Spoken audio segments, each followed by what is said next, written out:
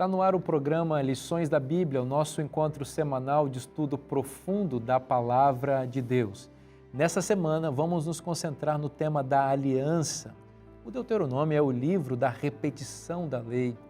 A aliança de Deus, estabelecida com seu povo Israel a partir do Decálogo, é repetida aqui em Deuteronômio para preparar Israel para entrar em Canaã. Nós vamos ser beneficiados também com esse estudo, porque nós também queremos entrar em Canaã celestial. Começa agora o Lições da Bíblia.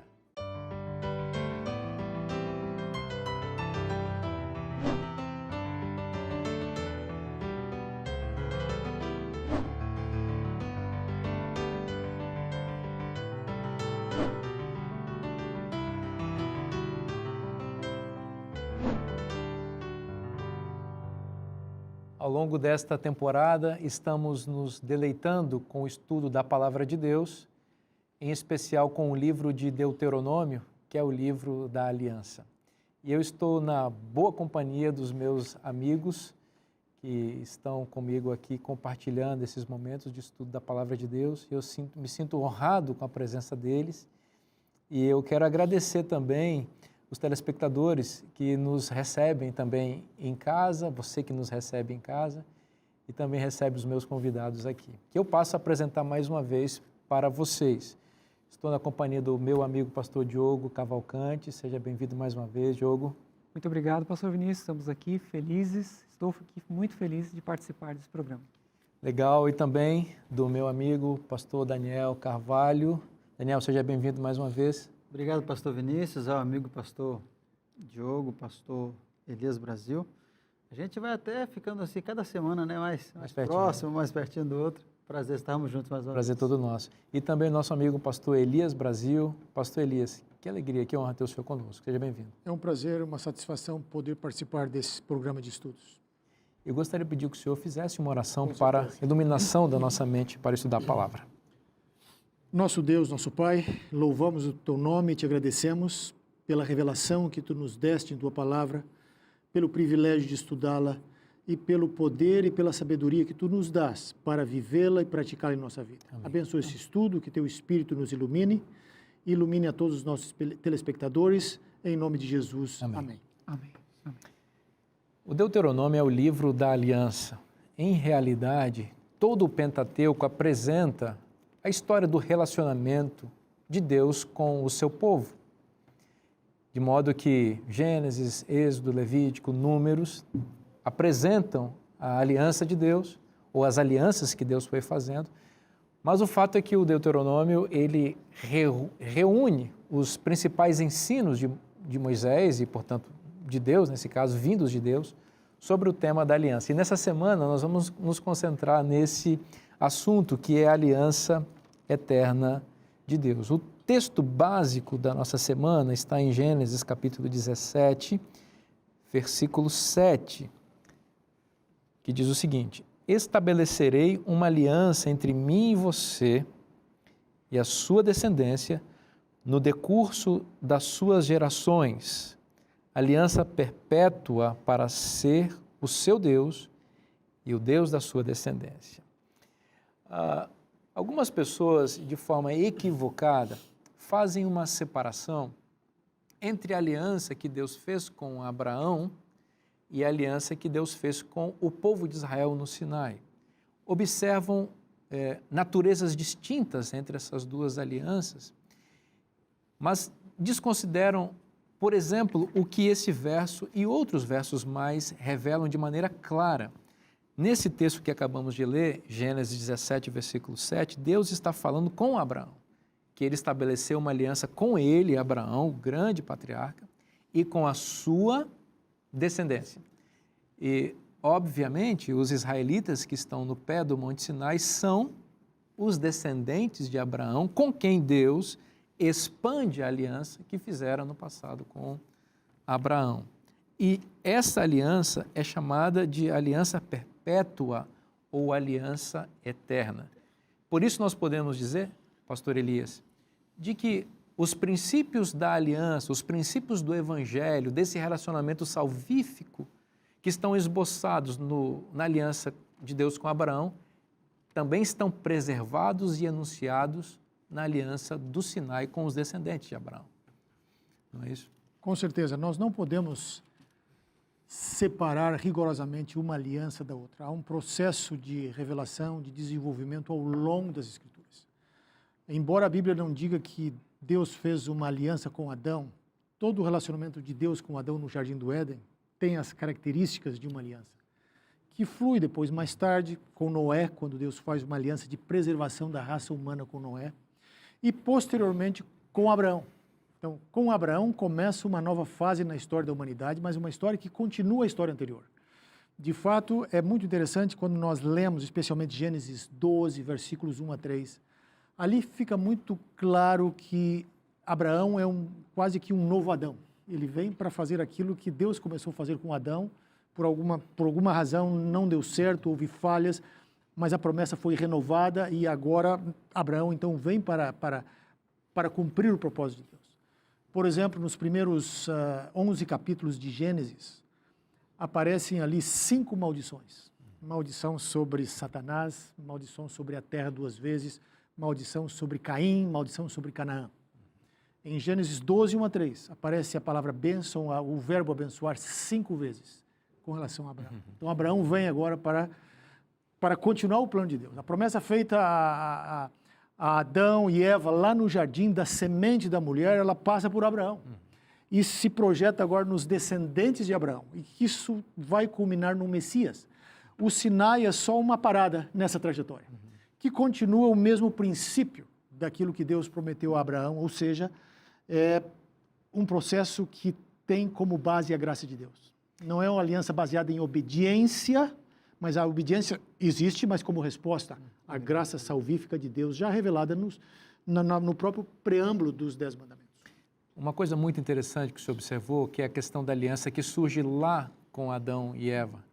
Há uma aliança que precede a queda, que é a aliança da criação, e uma aliança posterior à queda, que é a aliança da redenção.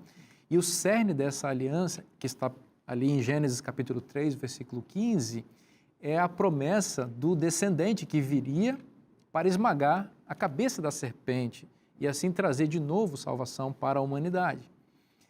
Esta promessa do descendente, ela vai perpassando todas as alianças que vão sendo estabelecidas posteriormente.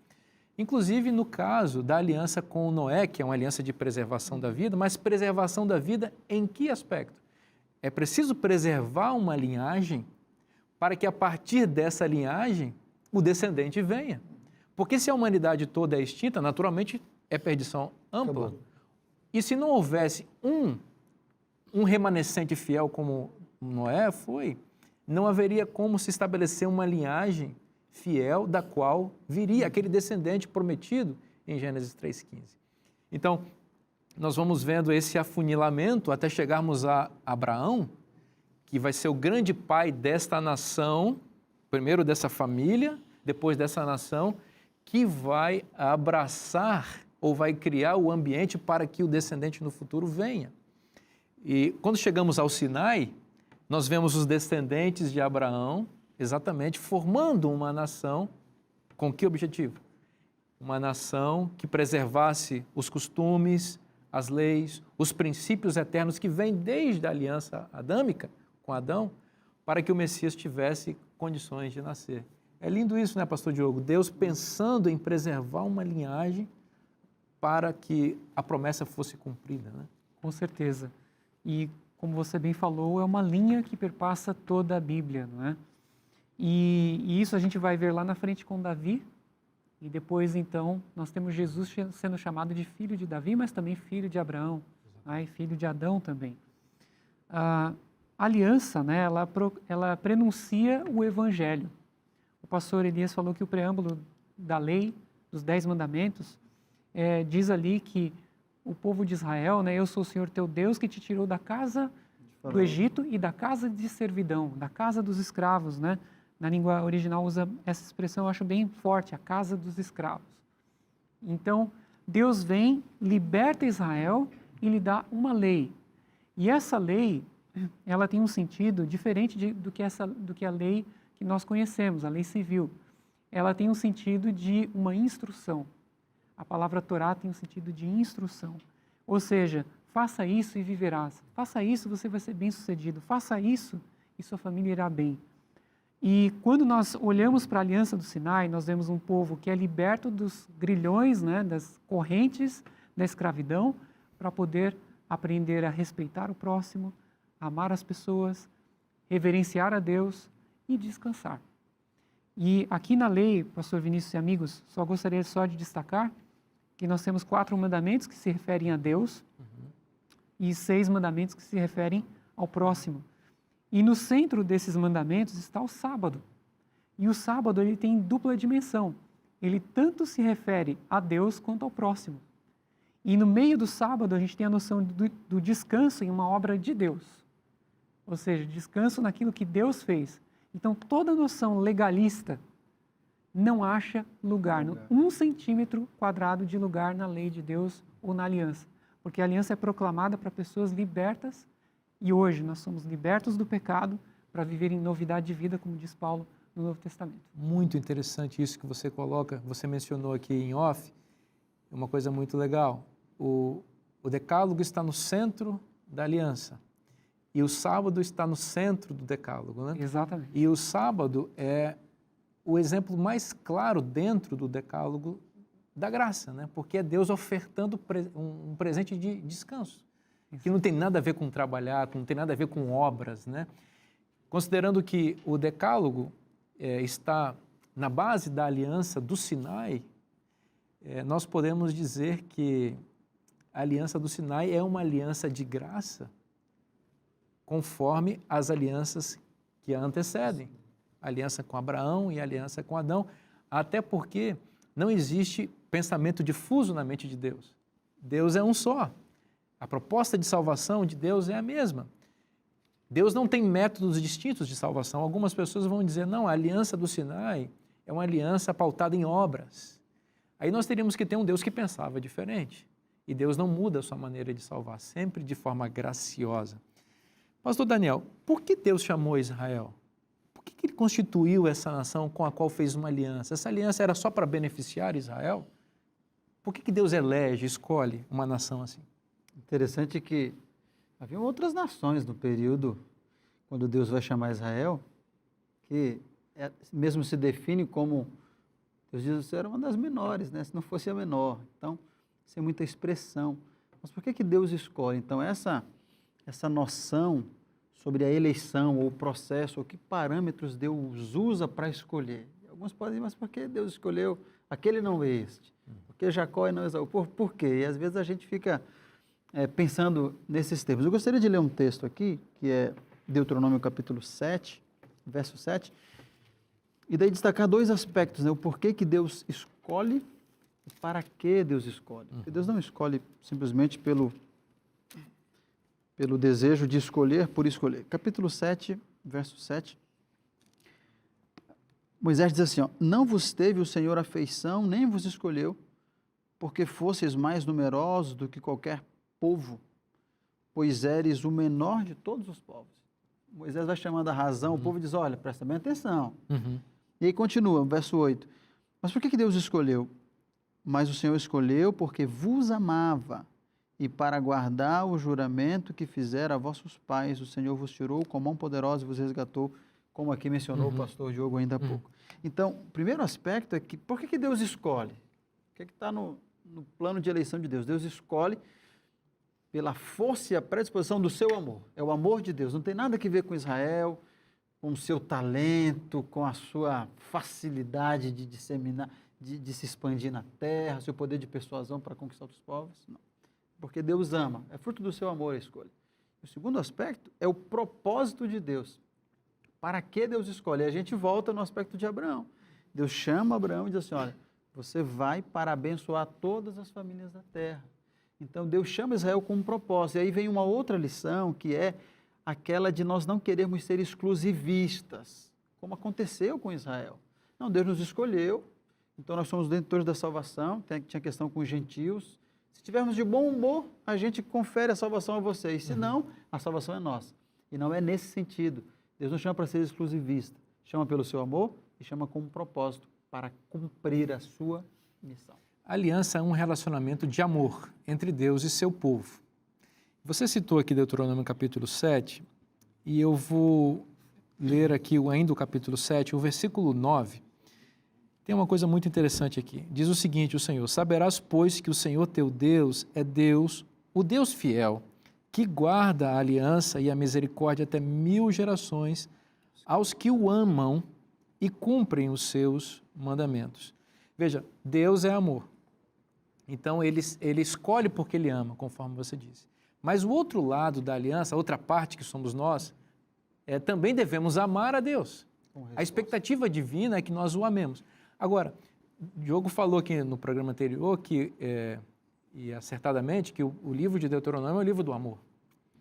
Mas o autor aqui, Moisés, ele não tem a preocupação de explicar categoricamente, classificar o que é o amor. A gente vai aprendendo o amor aqui a partir das coisas que ele vai relacionando.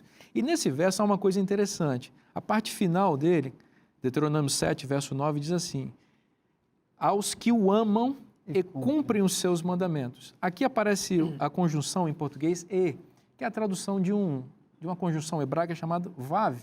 Aqui é um vav conjuntivo que une duas orações. E nesse sentido aqui, a segunda oração introduzida por essa conjunção explica o verbo da oração anterior. Então, no verbo da oração anterior, nós temos o verbo amar. Aqueles que o amam. Amam como? Guardando seus mandamentos, ou cumprindo seus mandamentos. Então, o que é o amor? O que Deus espera do amor nosso em relação a Ele? Que nós digamos, eu estou apaixonado por Deus, estou me sentindo emocionado, estou chorando de amor. Como, às vezes, a visão hollywoodiana contamina o nosso conceito de amor, né? O amor em Deuteronômio, e do ponto de vista bíblico, é aquele que tem que ver com obediência a Deus. Isso é ecoado no próprio ensino do Senhor Jesus Cristo, que diz: se me amais, guardareis os meus mandamentos. Então, a visão de que a guarda da lei está associada com o legalismo ou com um método meritório de salvação, não existe isso na Bíblia. Guardar a lei é um ato de amor. E nós apresentamos amor a Deus quando nós guardamos seus mandamentos.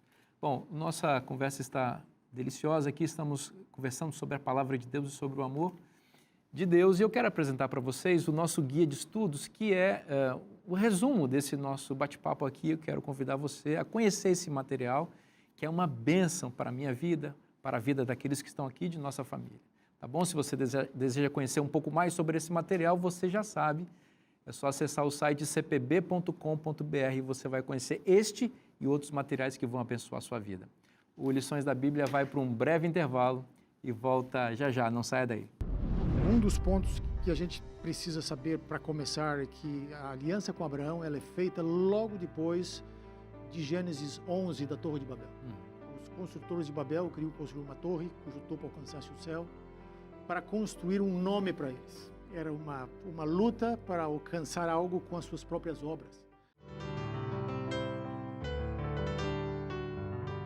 Estamos de volta com o programa Lições da Bíblia e no bloco anterior estávamos estudando sobre a eterna aliança de Deus que se manifestou no Monte Sinai quando ele estabeleceu um pacto com seu povo, um pacto de amor com seu povo. Quero aproveitar e, uma vez mais, oferecer para você este que é uma bênção, o comentário de Ellen White sobre o tema do nosso guia de estudos ao longo desta temporada. Eu já dei uma olhada nesse material, fui beneficiado e eu gostaria que você também fosse. Então, se você deseja conhecer um pouco mais sobre esta revista especial que seleciona passagens do comentário de Ellen White sobre Deuteronômio, convido você a acessar cpb.com.br e conhecer este e outros materiais da editora da Igreja Adventista aqui no Brasil. Bom, a gente estava falando sobre a aliança de Deus no Sinai e a nossa ênfase no bloco anterior era de que essa aliança ela é eterna e que a aliança do Sinai é um desdobramento desse pacto que Deus vem fazendo com a humanidade e o método de salvação é o mesmo. Nós vamos destacar um pouquinho agora, pastor Elias, voltando um pouquinho a um ponto anterior, mas que é muito importante a gente pensar em como que o evangelho eterno de Deus se expressa nesse relacionamento de aliança com Abraão, até porque os princípios do Evangelho que estão em Abraão aparecem no Sinai e nos alcançam hoje também, não é isso? Há vários aspectos interessantes e muito importantes aqui no contexto, na aliança de Deus com Abraão. Um dos pontos que a gente precisa saber para começar é que a aliança com Abraão ela é feita logo depois de Gênesis 11 da Torre de Babel. Os construtores de Babel queriam construir uma torre cujo topo alcançasse o céu para construir um nome para eles. Era uma luta para alcançar algo com as suas próprias obras. Deus vem para Abraão e faz um pacto com Abraão e oferece pela fé um nome. Aquilo que os construtores de Babel estavam lutando para construir com seu próprio esforço, Deus deu de graça para Abraão. Então aí você já vê que a base da aliança abraâmica é a fé. O outro ponto é a graça de Deus baseada na fé. E Abraão aceitou incondicionalmente esta promessa. Mas é interessante quando nós lançamos um olhar panorâmico na experiência de Abraão. A experiência de Abraão, em Gênesis, ela começa quando Deus diz para ele deixar Ur dos Caldeus. E o que Deus estava dizendo para ele é o seguinte: Abraão, deixa o teu passado, entrega para mim o teu passado e vai para a terra que eu vou te mostrar. Abraão entregou o passado para Deus. No final da experiência de Deus com Abraão, Gênesis 22, Deus diz para Abraão: oferece o teu filho àquele que amas, o filho do concerto. Em outras palavras, Deus estava dizendo para Abraão: me entrega o teu futuro. Deus entrega o filho para Abraão. E porque Abraão entregou o passado e o futuro para Deus, Abraão recebe de Deus a eternidade. E nessa experiência de Abraão, especialmente no assim chamado sacrifício de Isaac, nós temos ali uma representação do Evangelho. Porque quando o cutelo de Abraão estava ali para imolar o filho, apareceu um carneiro preso lá que substituiu o filho de Abraão. Então ali nós temos a lição da substituição, que será a base de todos os sacrifícios do templo que vai ser construído mais tarde naquele lugar ali, no Monte Moriá. Mais tarde o templo é construído ali. Então essa experiência da substituição de Abraão entregando o filho antecipa, simboliza, aponta para o Calvário. Só que no Calvário, quando o pai oferecia o filho, não apareceu nenhum cordeiro para salvar o filho, porque o filho, Jesus Cristo, era o cordeiro de Deus e ele tinha que passar por aquela experiência. Então Abraão, de fato, antecipa, Abraão e Isaac antecipam aquilo que ocorre mais tarde no Calvário. Dessa maneira, o Evangelho é prefigurado, tipificado na experiência de Abraão. Coisa linda isso. No Moriá, o Pai, o Deus, o Pai estava prefigurado no pai Abraão, né? E o Deus Filho estava prefigurado no filho Isaac. Então, eu também, assim, não há quem não se emocione quando lê essa passagem, né? Porque nós vemos de fato o Evangelho sendo pregado e talvez ele nunca foi pregado de maneira tão eloquente como naquele dia, naquele monte, né? O pai subindo a montanha com a semente do mundo, a semente da esperança do mundo estava ali, era Isaac. O filho prometido prefigurava, na verdade não prefigurava, encapsulava uma descendência da qual viria o verdadeiro filho, com F maiúsculo, que salvaria a humanidade.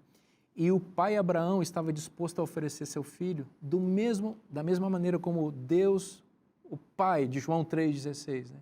Amou o mundo de tal maneira que deu o seu filho unigênito para que todos aqueles que nele creem não pereçam, mas tenham a vida eterna. Eu não sei quanto a vocês, mas se eu continuar falando aqui, eu acho que eu vou chorar. Porque é muito lindo isso aqui. Pastor Vinícius, nós temos aqui um detalhe bem interessante nesse sacrifício de Isaac, que foi simbólico, e em Hebreus diz que Abraão o recobrou simbolicamente, né, da morte. Deus havia pedido que Abraão sacrificasse Isaac em holocausto, ou seja, oferecê-lo, matá-lo com cutelo, e o ponto seguinte seria queimá-lo completamente. E ele havia dito para os servos ali que eles iriam voltar depois de adorar a Deus, porque Deus havia dito para Abraão que em Isaac será chamada a tua descendência. Então, nós vemos aí a base de todas as alianças. E lá Paulo, então, vai elaborar sobre isso, dizendo que todo aquele que nasce pela fé em Cristo, na verdade, é feito filho de Abraão pela fé. Agora, toda essa compreensão de graça no Antigo Testamento, ela desconstrói, ela derruba a ideia do dispensacionalismo, que é a ideia de que Deus salva de diferentes maneiras ao longo da história. Então, Deus numa época salvou por meio da inocência, outra época Deus salvou por meio da lei, Deus salvou por meio disso, daquilo, e por fim, salvou por meio de Jesus. E no fim, restam dois planos, o plano A, que era Israel, o plano B, que era a igreja, fica então os dois planos correndo em paralelo. E aí até chegar, né, ao arrebatamento da igreja e deixa Israel na terra. Isso é algo que não existe na palavra de Deus, isso é algo artificial e é algo que não faz jus à esperança messiânica em cada sacrifício que era feito, que apontava para Jesus. A fé como que num cheque predatado, né, em Cristo, e Jesus depois compensando toda a fé que foi posta sobre ele na história passada. E Cristo mesmo disse para os fariseus que antes que Abraão existisse eu sou, e que os patriarcas esperavam a vinda dele, né? Então, enfim, é uma esperança só, uma salvação só, uma fé só ao longo da Bíblia. Pastor Vinícius, um detalhe, que o pastor Diogo levantou ali uma bola que eu preciso chutar agora. Dispensacionalista. É o seguinte, a Bíblia fala, de fato, em Jeremias 31, de uma nova aliança. E ao longo da Bíblia, no Novo Testamento, mas a Bíblia nunca fala de uma nova lei, ou seja, a lei é a mesma. Jeremias 31 fala que a lei seria inscrita nas tábuas do coração, não mais em tábuas de pedra, mas é a mesma lei. A Bíblia não fala que a lei, o conteúdo seria diferente. A mesma lei que estava em tábuas de pedra, agora seria inscrita nas tábuas do coração. E é muito interessante pensar em Jeremias 31 no contexto da aliança, da nova aliança, considerando que o povo, Jeremias está profetizando para um povo que iria para o cativeiro babilônico, ficaria 70 anos e depois voltaria para o território. Veja, em Deuteronômio, que também é uma repetição da aliança, nesse sentido também uma espécie de nova aliança que está sendo feita ali em Moabe, né? é para entrar na terra.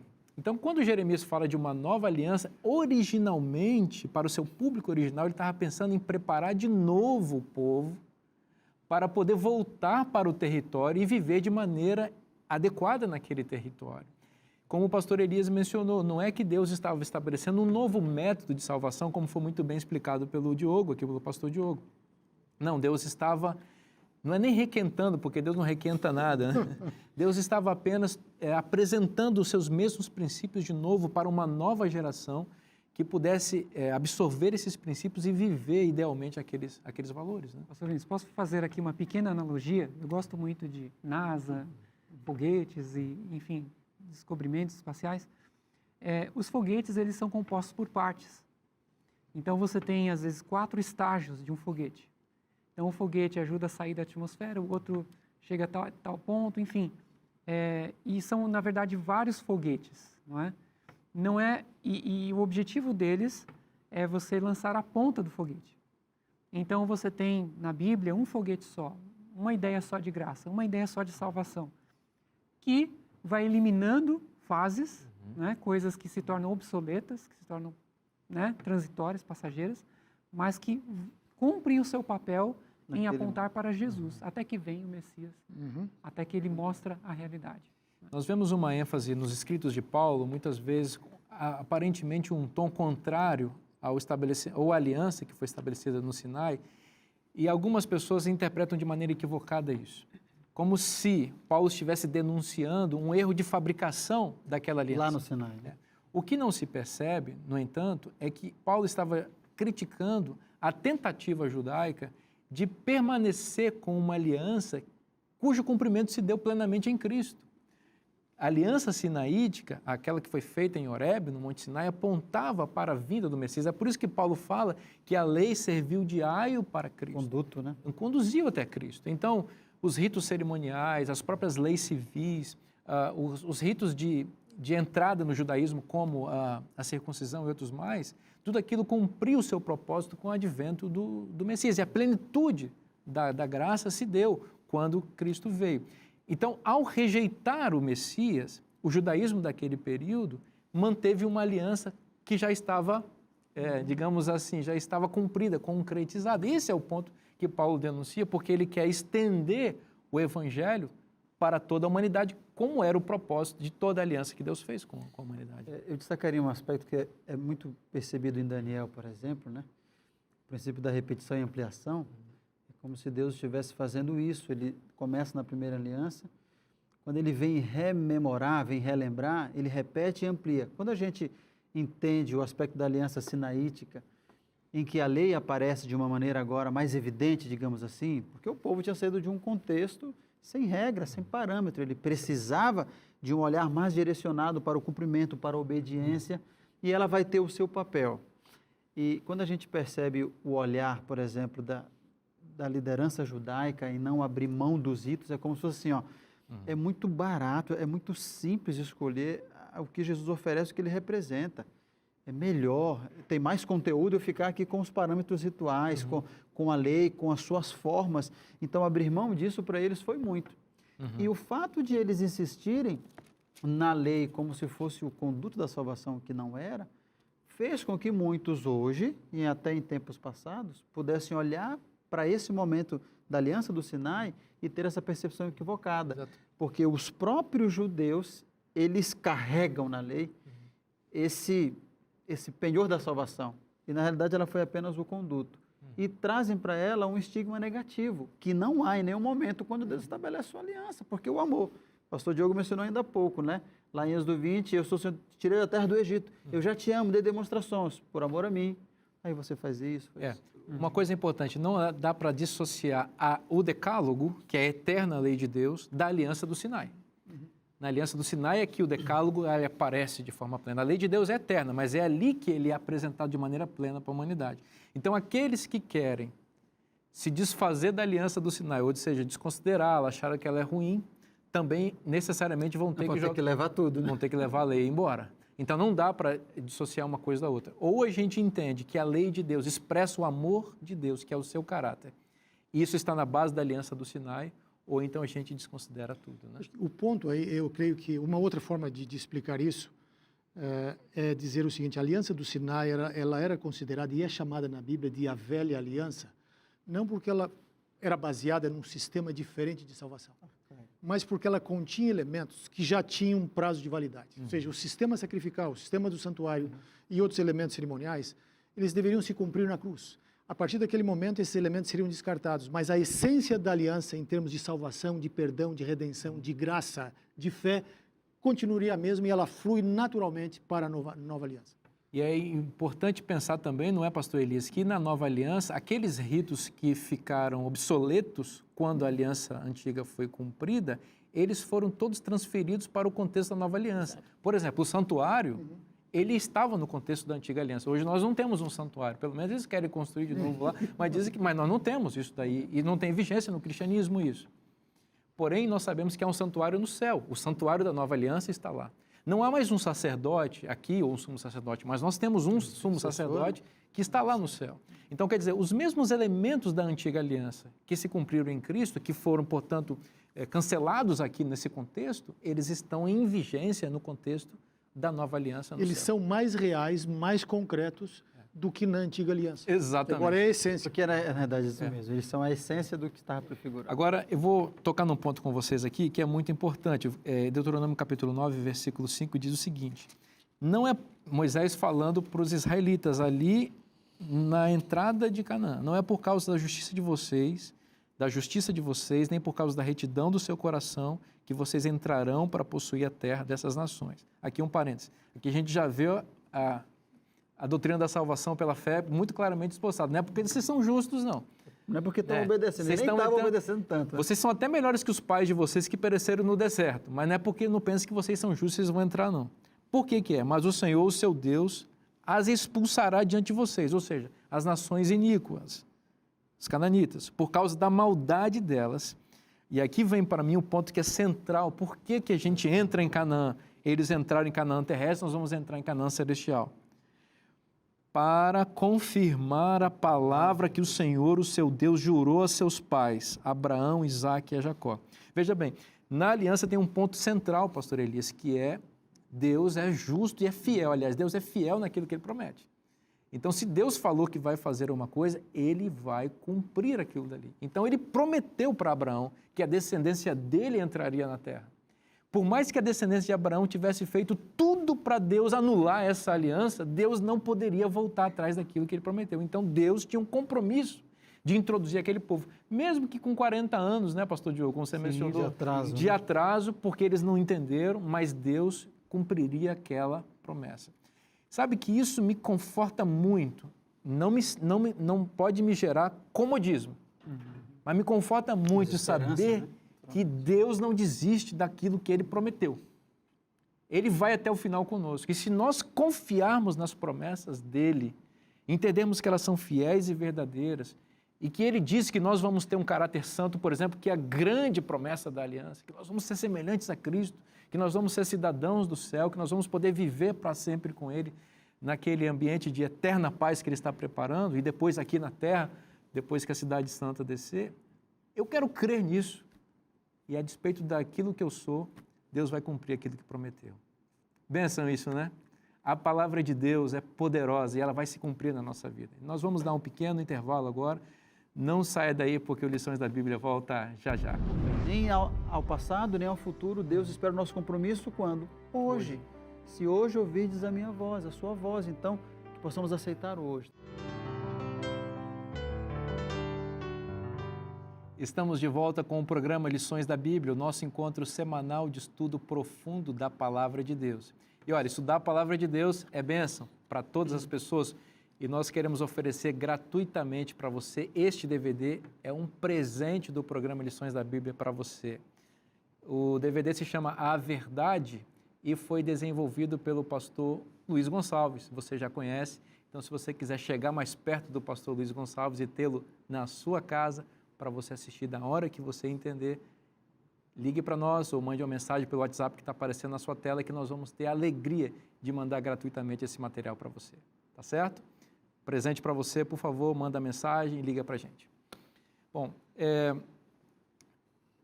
nós falamos anteriormente que Deus cumpre aquilo que Ele promete. Então, nós podemos ter confiança que da parte divina da aliança existe fidelidade. A nossa parte é crer nessas promessas e viver com base nelas, né? Pastor Diogo, o livro de Deuteronômio é o livro da aliança. Então, é uma repetição dessa promessa, dessa aliança que Deus fez e é uma preparação para Israel entrar em Canaã. Do ponto de vista literário, a impressão que nós temos é que Moisés, ele se utilizou dos próprios elementos que compõem a aliança para estruturar o seu livro, não é isso? Exatamente. Nós temos aqui no nosso guia de estudos, e é sempre bom você relembrar, né, a importância desse guia de estudos. Aqui na página 15, nós temos a estruturação do livro de Deuteronômio com base nas antigas alianças. Então, nós temos ali o prefácio, Deuteronômio 1, de 1 a 5, prólogo histórico, 1, 6 a 4, 49, estipulações gerais, bênçãos e maldições e lealdade, aliança e testemunhas. E é interessante, o livro é muito grande, tem capítulos com mais de 60 versículos, mas você vai vendo uma progressão, uma lógica, não é um conjunto de discursos soltos, é algo estruturado com um objetivo. No final, a gente tem a poesia ali do Cântico de Moisés e um apelo final. Então, eu acho muito interessante esse aspecto. Nós temos aqui também um outro tópico, não sei se eu posso adiantar aqui o 5.3. Por favor. Nós temos aqui outro tópico, que é o versículo 3. Do capítulo 5. Do capítulo 5, que está aqui, diz assim na minha versão, Nova Almeida atualizada: não foi com os nossos pais que o Senhor fez esta aliança, e sim conosco, todos os que hoje aqui estamos vivos. E aqui a gente tem alguns elementos, né? Nós que gostamos de trabalhar com texto, trabalhamos na CPB com texto, alguns elementos muito fortes que ligam os fatos do Sinai àqueles que estavam ouvindo o discurso de Moisés. Então nós temos aqui... 40 anos depois. 40 anos depois. Não foi com nossos pais, e sim conosco, os que hoje aqui estamos vivos. Então, é um conjunto de expressões que expressam uma lógica de reencenação do Sinai. E transformam o Sinai em algo que vai se repetindo na vida do povo de Deus. E eu tenho para mim, amigos, que algumas coisas na nossa experiência com Deus, elas precisam ser repetidas. Por exemplo, o perdão que Deus me concede. Ele me concedeu, mas eu preciso todos os dias me lembrar que eu fui perdoado por Deus. Porque senão passa o tempo e eu me esqueço. Por exemplo, eu preciso colocar a minha fé em Jesus. Eu preciso aplicar aquilo que Deus quer que eu aplique, que eu pratique na minha vida, que eu preciso transformar em prática, não só em teoria. Então, isso é algo, não é, que deve ser presentificado, ou seja, um evento do passado deve ser presentificado. A mesma coisa a cruz, a mesma coisa o Sinai. Enfim, eu acho que é um detalhe interessante desse texto aqui, da aliança com Deus. Olha, é espetacular isso, porque não se faz religião verdadeira no passado. O passado estabelece as bases para você fundamentar a sua relação com Deus no presente e para ter esperança no futuro. Mas eu não posso ficar vivendo de museu das experiências de outros, ou mesmo as minhas, que estão lá no passado. Aquilo que Deus fez de maravilhoso por mim no passado, Ele é o mesmo Deus para fazer hoje. Então, eu acho que você tocou num ponto muito importante, porque Jesus diz assim, para entrar no reino de Deus tem que se tornar como criança, né? E o problema, muitas vezes, é que a gente fica adulto espiritualmente, sabe? Ou seja, as coisas perdem o brilho, a gente esquece de valorizar os detalhes da salvação e da beleza do cuidado de Deus na nossa vida, nos emocionarmos e nos sensibilizarmos com as ações de Deus em nossa vida. E é assim, eu acho que isso significa perder a alma, sabe? Perder o brilho dos olhos, perder a vontade de viver plenamente em Cristo. Então, todos nós podemos ser como crianças, lembrando, vivendo o presente da fé, sabe? Nos alegrando com as belezas do Evangelho que estão disponíveis para todos, né? E em qualquer momento. A gente pode estar falando agora, pastor Diogo, eu acho que você tocou nesse ponto, para gente que acha que estou longe do primeiro amor. Né? O Apocalipse vai tocar nesse ponto. Eu tenho contra vocês que vocês abandonaram o primeiro amor. Ou seja, vocês esqueceram daquilo lá, ou deixaram lá no passado as coisas lindas que eu fiz. Não, Deus está chamando os nossos telespectadores hoje, todos nós, para viver hoje a experiência da fé, presentificando, conforme você colocou. Né? Pastor Vinícius, eu vou tocar nesse ponto, destacando outro aspecto, mas quando o pastor Diogo mencionava aí sobre a presentificação, interessante essa análise, eu lembrava aqui de Mateus 25, no contexto em que Jesus conta a parábola das 10 virgens, e quando ele estabelece que aquelas que são prudentes, elas não só tinham saído de suas casas com o azeite, que elas mantinham até aquele momento de encontrar com o noivo, e por isso elas entraram para as bodas, e em contraposição estão as nécias. E o grande ponto aqui é que elas estavam dependendo do azeite lá do passado, de quando saiu. Então, você mencionou, a gente não vive, nossa salvação não está no passado, no museu, nesse aspecto de que nós não podemos, e muitas pessoas podem lembrar assim, eu já fui um cristão muito fervoroso, olha, se você me visse há 5 anos atrás, eu era uma pessoa... Então, a salvação é no presente. Então, eu gostaria de destacar também, nesse aspecto, capítulo 5, verso 3, parece até que Moisés está dizendo algo em verdadeiro, quando ele diz assim, verso 3, não foi com nossos pais que o Senhor fez esta aliança, e sim conosco. Mas Deus havia feito uma aliança com os pais. A aliança vem desde sempre, como nós já mencionamos aqui.